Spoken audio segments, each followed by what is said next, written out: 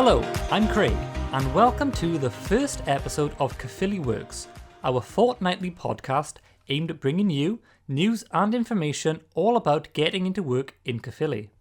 In each episode, we aim to bring you a variety of information from getting to know our teams, services that are available in your area, talks with businesses and organisations, speaking with participants who have gained support from us, exclusive jobs and training opportunities, and much, much more.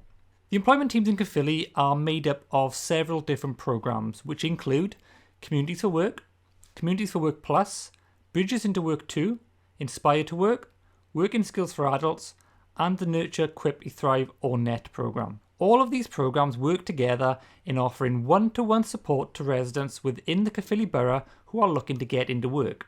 For today's main event, I will be speaking with one of the Communities for Work triage workers, Farah, about her role and how the triage worker helps in supporting people into work. Triage workers are basically the first point of contact many people will have when coming on to one of the programmes. So Farah, thank you for being here today to have a chat to me. Thank you for having me, Craig. No problem. So obviously for a lot of people, triage worker might sound more like something you would find in a hospital, in A&E or minor injuries. I don't think we have a medical branch anyway within the team, not to my knowledge anyway. So what is a triage worker in an employment team and what do they do? Right, okay, I just want to clarify first of all, when you do join our project, we won't be checking your heart rate or your blood pressure beforehand. So basically what we do, we make the initial phone calls to people that have been referred into the project. When we ring you, we speak to you and ask you a few questions and double check important information that we need, like your name, your telephone number, address, where you live, and also just have a general chat with you really to see what support you need, why you were referred into us, why you contacted us, so we can get a general picture of what you're looking for. And after speaking to you, if you're happy to get the support, carry on with that, we'll refer you on then to one of our mentors, and they'll help you then with tackling any barriers you may have and also supporting you with finding a job. So you've kind of said there a lot about when you first phoned up the person, you're asking for, a lot of information from them, things like you said, name, address, I'm guessing things like how long they've been out of work, employment status and that kind of stuff. Why do you ask that kind of information? The reason why we do ask people for all that information is, as you mentioned earlier, there are quite a few employment support projects out there within our team, and each employment project supports people in different ways, or people have different circumstances.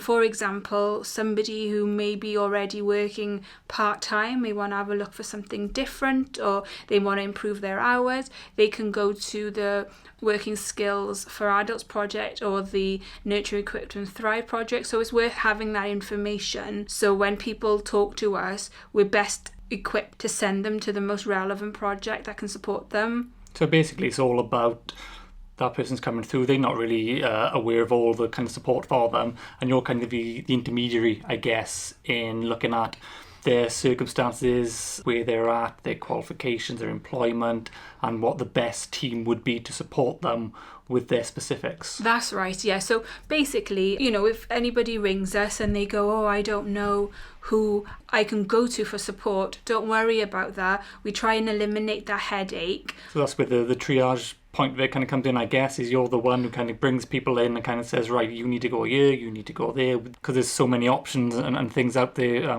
for them. The triage workers kind of take all that away and just make it simple. Yeah. And then you're the one who does all the hard work for them, I suppose. Yeah, so basically, and that's right, so after having a chat to that person, we do as I mentioned earlier, take out the headache of just saying, right, okay, you're eligible for this person, or this project will be best suited to support you. Are you happy to get help from them? And this is what we also give them, information about what they can offer. And if the people are happy to go ahead, and the next step then would be getting a phone call from the mentor, or a phone call from the project that we referred them on to. And so if any of you out there who are unsure but are struggling and would think that they need the help, please don't be afraid to just give us a call. We'll have a chat with you, and then we'll just explore your options with you to see what support out there is for you. One thing you mentioned earlier was the word barriers. Barriers can mean a lot of things to a lot of different people. When it comes to employment in particular, what is a barrier to employment? A barrier to employment could involve transport, childcare, mental health, and also food as well. So although we are an employment project, we do support people with tackling those. So for example, if transport is hindering you from finding a job, if you can't afford to take the bus to an interview, or you think you might struggle with petrol to find a job, then that's something that we can look into for you. And also with food, we can put you in touch and get you food bank vouchers if you want those.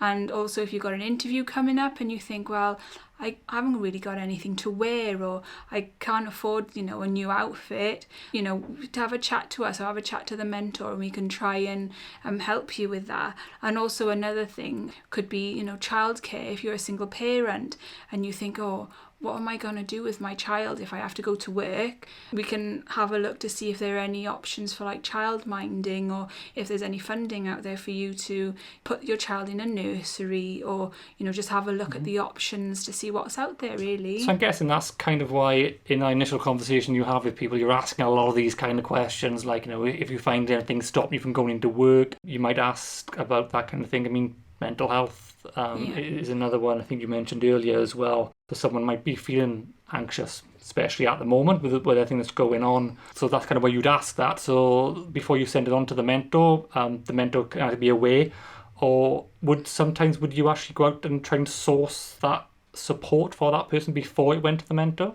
Depending on what the person wants, really, because our project, we're quite person-centred, so we work around them. Mm-hmm. So if, say, somebody disclosed to me that they're really struggling with anxiety or depression, and they wouldn't mind getting help before going to a mentor, and they're happy with me passing on their details to another support network, then I'm happy to do that.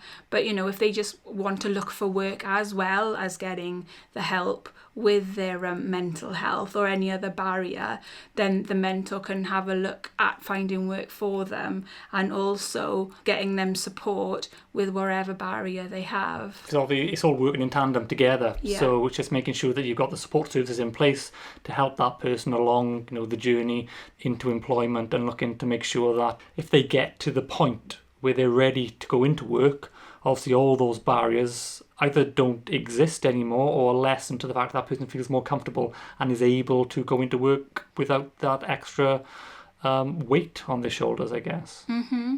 With the childcare, we could find some, a childminder that is in your area that works for you, and you think, right, okay, thank goodness for that. I've got somebody to look after my child now, so then I can start work, and then I don't have, that's one less thing to worry about. So one of the main aim of our project is you worry less, and you've got less stress to think about, and if you want to go back into work. And with a lot of that stuff as well, I guess, is a lot of people may feel they don't want to kind of disclose it because it can be an embarrassing thing. There's a lot of stigma around things like mental health. Is obviously the same thing with, you mentioned about people who can't afford to, buy in food, things like food banks. And it's just letting people know as well that don't feel embarrassed, don't believe all that kind of stigma as well that goes along with that. There's a lot of people in that kind of position at the moment, and obviously you've spoken to them, mm-hmm. and you've probably seen that. And it's just letting them know that the support is there to support them, and they shouldn't be afraid to ask for it. That's what we're here to help them with. And that's why you ask these questions. That's why you want to know this information, is to make sure that they are better supported and they're happy, and to make sure that that they can go into the work that they want. Yeah, no, that's right. So anyone can disclose as much or as little as information as they want. Yeah. However, if they want the support, then it's best if we know what we can help them with, mm-hmm. and all the conversations you have with the triage worker or the mentor, whoever you speak to in the team, it's all highly confidential. I understand that sometimes it can be embarrassing, but if there's something that you want to disclose, you're more than welcome to tell us, and we'll do our best to support you. Yeah, and it's just making sure that those issues are kind of dealt with as you go along. It'll make you a happier person. It'll make you more able to go into work or enter the job market and stay there and look at it as a sustainable thing. I appreciate a lot of this, could be new to somebody, and that's what we, like to help you with, is to make you aware that you're not out there on your own. We can guide you, we won't judge, we'll work around you, we'll work with you. So yeah, if you want help, just pick up the phone and we'll try our best to help you. And I guess, like you said there, people who, might never been in this sort of situation before, it could be because of redundancies are happening, and people are losing jobs, and obviously a lot of people who have worked the majority of their lives might now be finding themselves in a position where they're out of work and they don't know what to do, because things have changed so much. I always hear people tell me years and years ago that they could just walk in from one job into another job, and it's not really like that now. There's a lot more people applying for jobs. There's a lot of different things you've got to look at. Getting your CV done, looking at job applications. A lot of that stuff is kind of done online, and it's all done digitally. And maybe people are unaware of that kind of stuff. So it's making sure that tell you what they need, and you will get them in touch with the best support out there as well. I'm guessing, I say digital. I'm guessing that's a barrier for a lot of people, Yeah, we do support people with IT support as well. There is a scheme going around in some of the projects where, if you haven't got access to a device, we can support you with lending one as well. We can have a look to see, if you are claiming benefits, whether you can get devices via your work coaches. We appreciate that not everybody could be in the same position. You could have somebody who has all the devices in their house, and we have somebody that only probably just has a mobile phone that doesn't even have internet, and we have worked with those people and we have supported them and we have been successful with getting them into work. So if you think, we don't want you going around thinking, I've only got this, phone with no internet, they can't help me. We will, and we can help you. There's means around it, and, we can do everything via phone call, and we'll try our best to make it work around you. A lot of time we've mentioned, as we've been going on, we mentioned this word mentor, and I'm hoping at some point we'll actually have a chat to one of the mentors to find out what this mythical beast known as a mentor is. Don't tell them I just called them a beast. So briefly, what is a mentor? Basically, the mentor is the person that will be supporting that person on a one-to-one basis. Or so your main point of contact, say if you wanted your CV updated, they'll be the one to look for jobs with you and for you. They can be the one you speak to if you need help with getting uniform. They'll be like your one-to-one support network. That's what the mentor. So it's a bit like having your own personal a personal trainer in the gym, really, but not for employment. For employment, yeah. Like they won't be telling you to do push-ups or anything like that, but some of them might. Yeah, but they'll be like, if you see a job and you're like, I wouldn't mind applying for that, you could have, ring them up or book an appointment with them and then go through it, and they'll be able to guide you and advise you so you can achieve your goal. A bit like, if you want to lose weight with a personal trainer, you meet them maybe once or twice a week at the gym, and then, they'll do exercises with you so you achieve your goal. So a mentor is a bit like that, but employment related. So in one session, they can have a look at CV for you if you want. And then in the next session, they can do interview tips and techniques with you. So, you just tell them what, you want to do and you need help with, and in those sessions, they'll work around that. And just to reiterate a little bit there as well, it's not exactly like a personal trainer. They're not going to work you really hard. You're not going to be sweating after all this as well. They're not that mean. I've had a personal trainer before. It lasted about 2 weeks. The mentors are much easier to get along with than that as well. Yeah, they're very gentle. They're very nice. They are really good. So you said one big part of your job, obviously, is taking phone calls from people who want to join the project. What else would you do? So on a daily basis, and a lot of the time we're in contact with a lot of other organisations. So I've got a really good relationship with Blackwood Job Centre. So these are the people who kind of send you the referrals maybe as well. So I know people can contact you, off of wherever, but a lot of people, I'm guessing, get sent through from places like the job centre.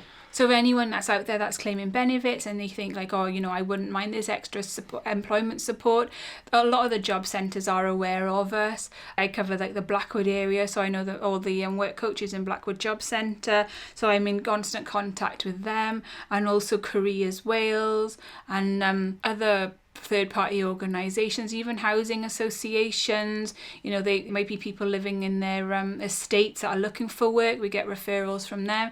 So it's just keeping in touch with them, really. Also, a big part of my job is recording all this information and recording all like the data that comes in that gets sent off in report to Welsh Government. I won't go into too much detail in that because some people might find that boring. But so a lot of the time, is inputting data onto different databases, so just keeping a track. And also I have catch-ups with the mentors, so as we discuss how everyone's getting on and if there's any extra help people may need, and we work together as a team by looking at that.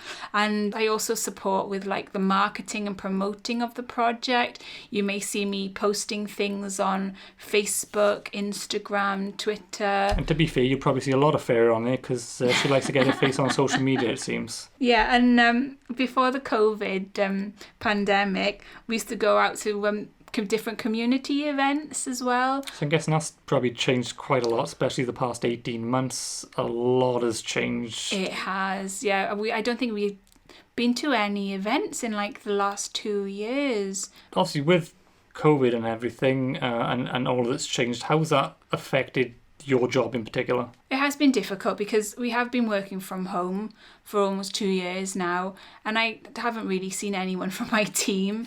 But fortunately, a lot of the stuff that that I do has been allowed to be done electronically. Out of all aspects of the triage role, what would you say is the part of the job that you love the most? I really enjoy talking to people, and I enjoy making those phone calls and meet, when we were able to meet people face to face and just listen to people and to see how we can help them, because everyone's on their own like personal interesting journey. I enjoy listening and talking. So yeah, that's the main thing I really enjoy about this job, and also seeing people succeed and, seeing that we have helped somebody and seeing at, the end result, if they're happy. That makes me happy. So that's, the main important thing that I really enjoy about this job is, helping people. You mentioned there about the word journey. And I know in our team, that's one thing a lot of people like to talk about quite a lot is the journey. You're there at the beginning of the journey. You get to speak to that person first. Also, you say you like to know people have gone into work. Do you have much involvement afterwards, and do you get to find out what's happened to the people? I'm guessing a lot of them, you might be thinking, I'd love to know if they get a job at the end of this, or if they get to where they want and they get their barriers sorted. Yeah, although we do speak to the person initially and find out all that information, we are in like the background then whilst they're working with the mentor. And say, for example, if a mentor is off or you can't get in touch with them, and then you end up phoning either myself or one of the other triage workers or other part of the team, we'll try our best to support you. So also we do our like catch-ups and then see how everybody on like the caseload is getting on, and if there's any other extra support that we can provide them. Yeah, personally, I like to be kept updated by the mentors to see how each and everyone is getting on, and because I record everything, if I find out then that that person's got a job or succeeded in some way, then that makes me happy. So if you're listening to this and you're going to get a phone call from someone and it's someone called Farah, you've now heard Farah and you know a little bit more about what the triage role and who this random person is that's actually calling you on your phone. So thank you again for being a part of this pilot. This first episode of our podcast. That's okay. Thanks for having me. That's okay. I hope we can have you back. I hope this is a regular thing that we can kind of do and maybe catch up and see how the triage role is going, and how it may change a little bit more going forward as restrictions and things change over the next few months. And we are still here to obviously support people and help them back into work. No matter what the circumstances, we will be here to kind of support everyone in that as well. So thank you again, Farah. No problem. Thank you.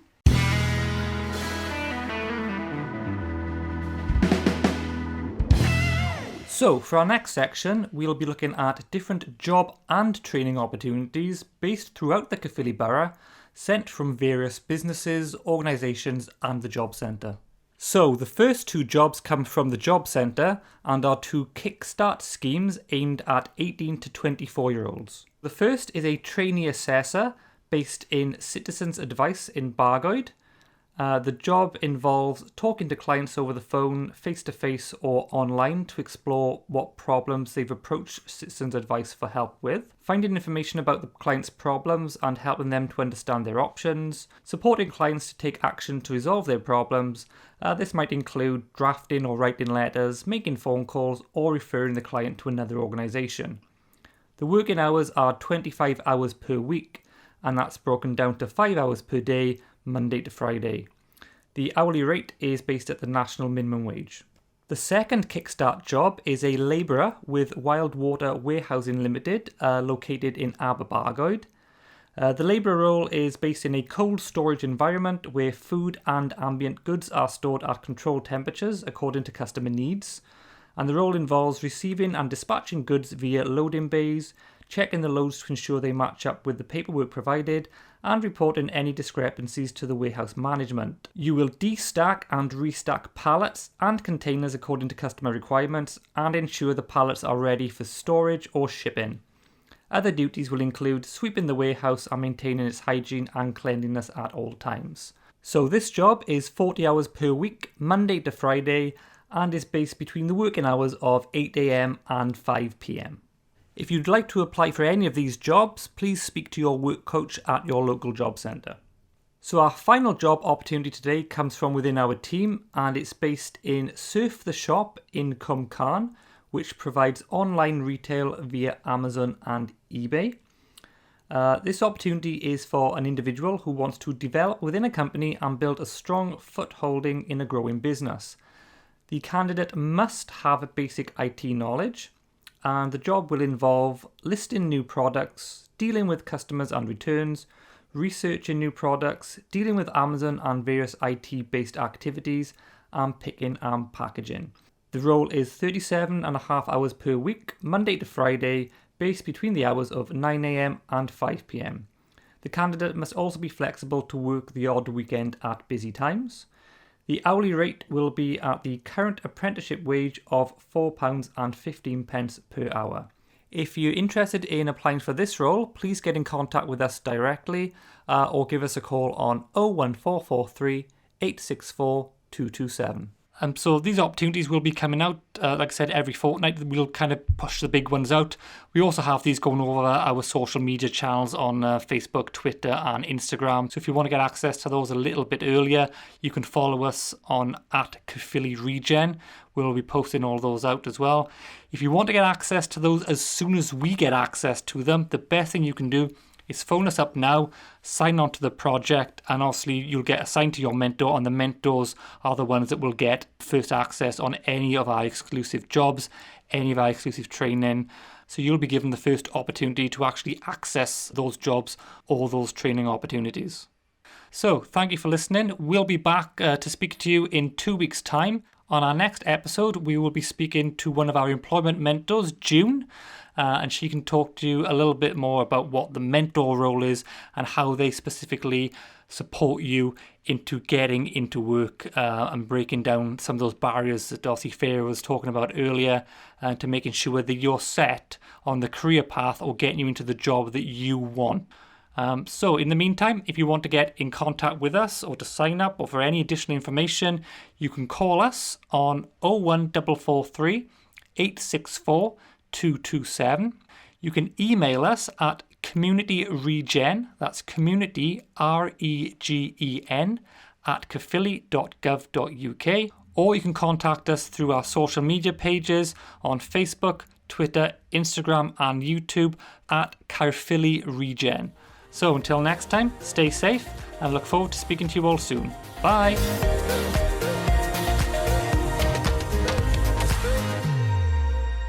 The Caerphilly Works podcast is a collaboration between Communities for Work, Communities for Work Plus, Bridges into Work 2, Inspire to Work, Working Skills for Adults and NET. The Communities for Work Employment Support Team is funded by the Welsh Government and the European Social Fund, working in partnership with Communities and Job Centre Plus.